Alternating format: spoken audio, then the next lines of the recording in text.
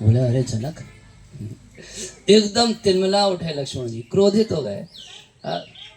लक्ष्मण जी आदि गुरु हैं, एकदम तिलमिला गए कि राम की ऐसे, तुम ऐसे राम के सामने ऐसी बात करते कि कोई वीर नहीं है।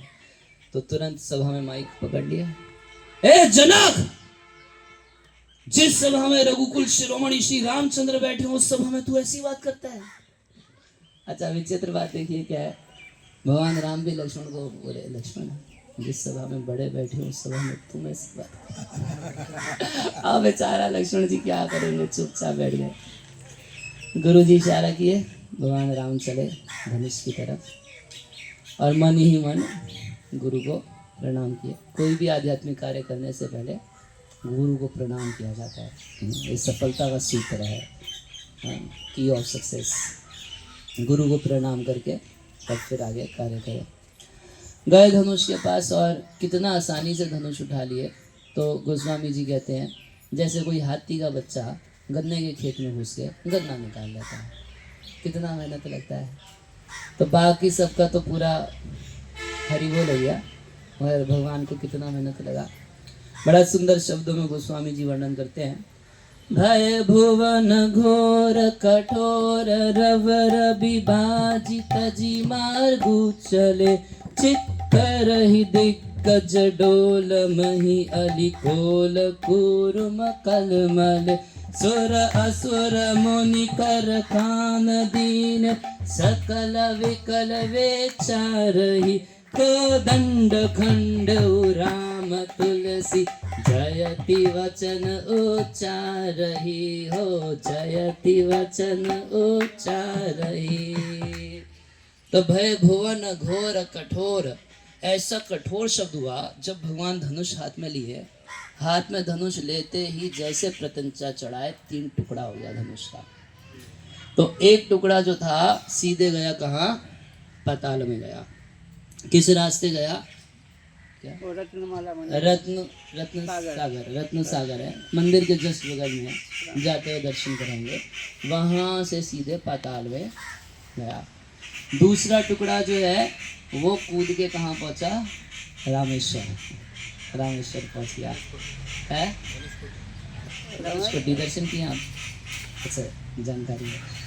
तो वहाँ क्या धनुषकोटी नाम स्थान था, तो वहाँ पर धनुष पड़ा रामेश्वरम में। और तीसरा हिस्सा भगवान के हाथ में था। ये सब घटना का हुई 12 बीघा रंगभूमि में। ये बता रहे कि रंगभूमि उस समय बहुत विशाल थी। अब देखिए वर्णन है कि पहले एक एक राजा आके उठाता था, कोशिश करता था, एक बार 10,000 राजा आ गए, उठा नहीं पाए। अब एक सवाल उठता है, भागवत के अनुसार 300 आदमी उस धनुष को उठा लिए, ले आए। छोड़िए, वाल्मीकि जी के अनुसार 5,000 आदमी भी तो उठा के ले आए। जब 5,000 नौकर उठा के ला सकते हैं तो 10,000 राजा क्यों नहीं मिलके उठा सकते हैं? राजा तो रथी भी हो सकते हैं, मतलब ज्यादा शक्तिशाली होता हाँ, है। होना चाहिए काय। जैसे आजकल वाले राजा देखोगे तो आप बोलोगे कि हाँ सही बोल रहे हो। आजकल के राजा लोग तो अपने ऑफिस में, इसी ऑफिस में बैठे रहते हैं। उनको अगर लड़ने के लिए बोलोगे तो शायद बंदूक भी चलानी नहीं आती। तो ये तो प्रजातंत्र का क्या दोष है कि नहीं, कि अब ऐसे ढीले ढाले राजा होते हैं, नाजुक शरीर। है कि नहीं।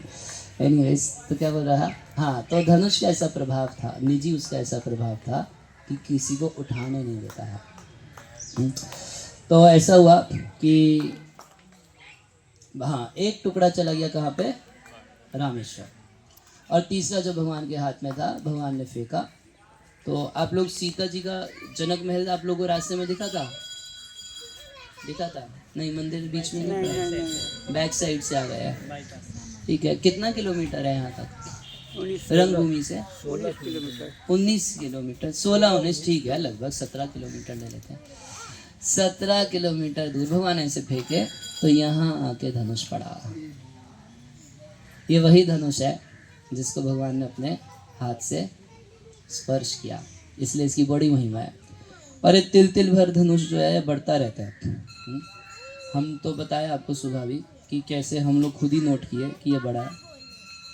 और यहाँ पर बीच में जो आप पेड़ के पास एक छोटा सा गड्ढे में पानी देख रहे हैं, वही पाताल गंगा है। तो इसी का पानी देख के पता चल जाता है कि इस पूरे क्षेत्र में कितना पानी पड़ने वाला है। धनुष की महिमा का एक श्लोक है मेरे पास, उसी को ढूंढ रहा हूँ। कश्चिन्ना चलितन तच्च स्थानाद गुरुतरम धनु महादेव प्रभावश्च, क्योंकि महादेव का धनुष है, और स्वशक्तिया गौरवेण चह। स्वशक्ति मतलब उसकी अपनी शक्ति। उसकी अपनी शक्ति कैसी क्या थी? दधीची मुनि की हड्डी से बना था, और दधीची मुनि भजन किए थे, उनके भजन का प्रभाव उनकी हड्डियों में था। यही इस धनुष का अपना बल था। तब कौन हिलाएगा इसको? और श्री राम से कर स्पृष्ट धनु खंड से दर्शनम। श्री राम के कर स्पृष्ट हाथ से स्पृष्ट ये धनु का जो खंड है, इसका जो दर्शन करता है, सर्वाधो अघहरम पुंसाम सर्व कलमश मार्जनम। उसके सारे पाप धुल जाते हैं और उसके हृदय के सारे कलमश धुल जाते हैं। हरि बोल। दर्शन करने से अब आप सब लोग पाप मुक्त हो चुके हैं, और आप लोगों के अंदर कोई काम क्रोध लोभ मोह मद मत्सर नहीं होगा। ऐसा नहीं है। ऐसा नहीं है कि झूठा फल लिखा होता है, श्रुति फल सही है। वो कभी कभी रूप गोस्वामी समझाए है क्या? हाँ, कि जैसे कोई दवाई होती है, बोले कि फ्लेक्सोन खाने से सर दर्द ठीक हो जाएगा, तो मतलब 90% का ठीक हो जाता है, 10% कुछ का नहीं भी होता है कि नहीं? तो ये जो महात्म्य लिखा होता है ये लागू होता है, फल मिलता है। कुछ एक इसमें नहीं भी प्राप्त कर पाते हैं, मगर मिलता है ऐसा। और बताया कि यथा रामेश्वरम लिंगा,